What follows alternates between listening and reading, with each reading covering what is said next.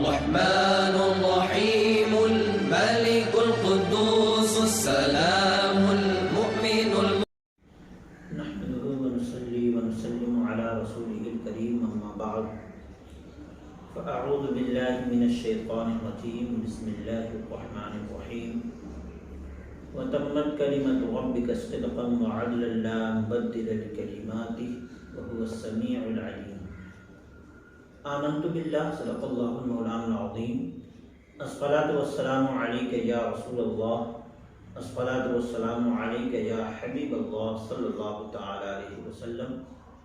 معزز ناظرین، السلام علیکم ورحمۃ اللہ وبرکاتہ۔ بحمدہ تعالی و بتوفیق الہی، قرآن کریم کی صداقت کے موضوع کے حوالے سے ایک مرتبہ ہم پھر ایک دوسرے کے روبرو ہوئے ہیں۔ آج ہم آپ سے مخاطب ہیں زمانے جاہلیت کے نکاح کے اقسام کو لے کر۔ زمانے جاہلیت میں 4 قسم کے نکاح ہوتے تھے۔ نمبر 1 قسم تو وہ جو آج کے دور میں بھی رائج ہے، جس میں ایک لڑکی کا ہاتھ مانگ لیتا ہے اور پھر مہر دے کر شادی کر لیتا ہے، یہ تو آج بھی جائز ہے۔ نمبر 2 ایک قسم یہ تھی کہ شوہر اپنی بیوی پر ایک مدت گزرنے دیتا تھا، اس کے بعد اپنی بیوی کو کسی اعلیٰ نسل کے مرد کے پاس بھیج دیتا تھا تاکہ اسے حاملہ کر دے، اس کے نتیجے اعلیٰ نسل کا بچہ پیدا ہوتا تھا، اور اس کے حرص میں وہ اپنی بیوی کے لیے بھی کوئی غیرت نہیں رکھتا تھا۔ اس قسم کی شادی کو نکاح الاستبواع کہا جاتا تھا۔ تیسری قسم یہ ہے کہ ایک عورت کے ساتھ 10 سے 12 مرد ایک ہی وقت استمتاع کرتے تھے، پھر جب بچہ پیدا ہوتا تھا تو عورت جس کو چاہتی تھی اپنے بچے کا باپ کہہ دیتی تھی، اب کوئی منع نہیں کر سکتا تھا۔ عورت جس کو بھی باپ کہہ دیتی تھی اس کو ولدیت کا عہدہ قبول کرنا پڑتا تھا اور بچے کی کفالت کرنی پڑتی تھی۔ چوتھی قسم یہ تھی کہ عورت گھر کے باہر جھنڈا لگا کر رکھتی تھی اور جو چاہتا تھا اسے جمع کر سکتا تھا۔ جب بچہ پیدا ہوتا تھا تو چند فاقہ نامی لوگ ہوا کرتے تھے جن کا کام یہی ہوتا تھا کہ بچہ کو دیکھ کر باپ کی پہچان کرے۔ وہ جس کو باپ کہتے تھے اس کو باپ کہہ دیا جاتا تھا اور اس کو کفالت کرنی پڑتی تھی۔ صحیح البخاری کتاب النکاح باب من قال لا نکاح الا بولی، حدیث نمبر 5127۔ اس کے علاوہ بھی کئی اقسام ہوتی تھی۔ تو یہ شادی کے 4 اقسام ہیں۔ اس کو شادی کا نام دیا جاتا ہے، اس کو نکاح کا نام دیا جاتا ہے۔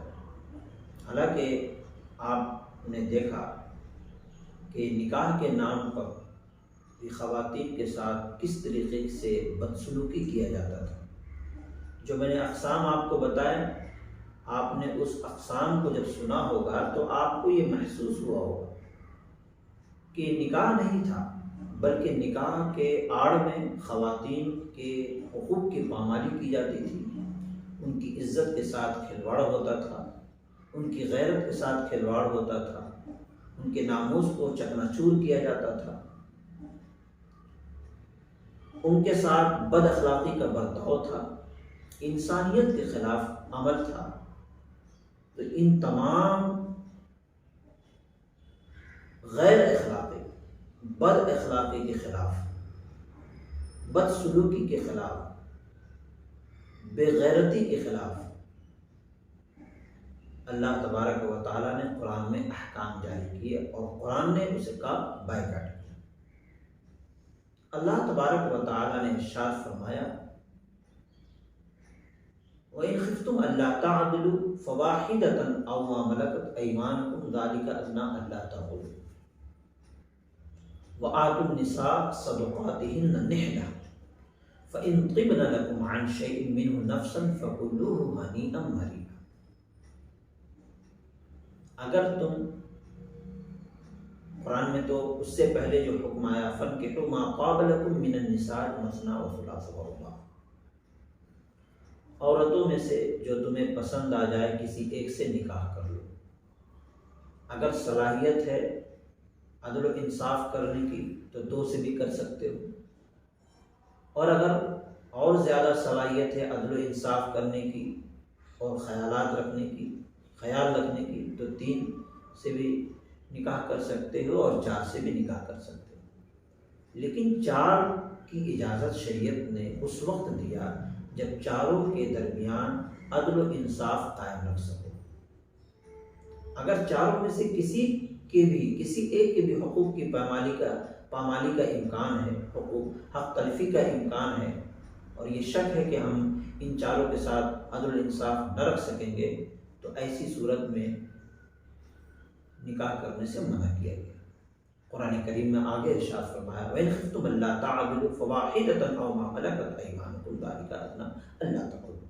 اگر تمہیں اندیشہ ہے کہ ہم عدل و انصاف کو برقرار نہ رکھ سکیں گے، اس کو قائم نہ رکھ سکیں گے، تو ایک ہی پر قناعت کرو اور اسی کو نبھانے کی کوشش کرو، اس کی عزت و ناموس کا خیال رکھو، اس کے ساتھ اخلاق سے پیش آؤ، شائستگی زبان میں بات کرو، میٹھی زبان میں بات کرو، محبت و انسیت کا معاملہ رکھو، ایک دوسرے کی رسپیکٹ کے ساتھ رہو۔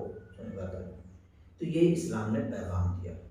پھر ارشاد فرمایا فَإِنْ طِبْنَ لَكُمْ عَنْ شَيْءٍ مِّنْهُ نَفْسًا فَكُلُوهُ هَنِيئًا مَرِيئًا، جو آپ نے مہر مقرر کیا ہے اس کے عوض میں، نکاح کے عوض میں، تو آپ جو ہے اس مہر کو ادا کیجئے۔ یہ نہیں کہ مہر کو آپ معاف کرانے کی کوشش میں لگ جائیے،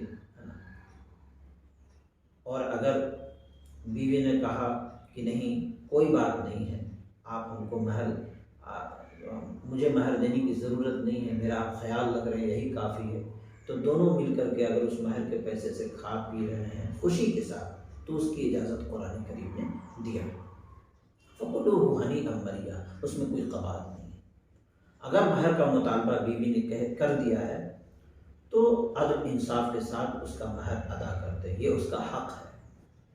قرآن نے ہر کسی کو حق دلایا ہے، کسی کے ساتھ بدسلوکی کا پیغام نہیں دیا ہے، بد اخلاقی کا پیغام نہیں دیا۔ تو جب قرآن نے بد اخلاقی اور بدسلوکی کا پیغام نہیں دیا اور اس کا بائیکاٹ کیا، تو بھلا قرآن اس بات کی اجازت کیسے دے سکتا ہے کہ کسی کو بغیر وجہ کے، بغیر کسی جائز کارن کے کسی کا خون بہا دیا جائے، کسی کو قتل کر دیا جائے؟ اسی لیے قرآنی احکام کو سمجھنے کے لیے اس کے پیچھے کے معاملات کو سمجھنا پڑے گا، اس کے بیک گراؤنڈ کو جاننا پڑے گا، اس کے جائز وجوہات پر غور و فکر کرنی پڑے گی، تب جا کر کے ہمیں قرآنی احکام صحیح طریقے سے سمجھ میں آئیں گے۔ آج کے لیے بس اتنا ہی۔ رب العزت کی بارگاہ میں دعا ہے کہ مولا کریم ہم سب کو کہنے اور سننے سے زیادہ عمل کرنے کی سچی توفیق عطا فرمائے۔ وما توفیقی الا باللہ، لا الہ الا اللہ، محمد رسول اللہ صلی اللہ تعالی علیہ وسلم، وما علینا الا البلاغ۔ السلام علیکم ورحمۃ اللہ وبرکاتہ۔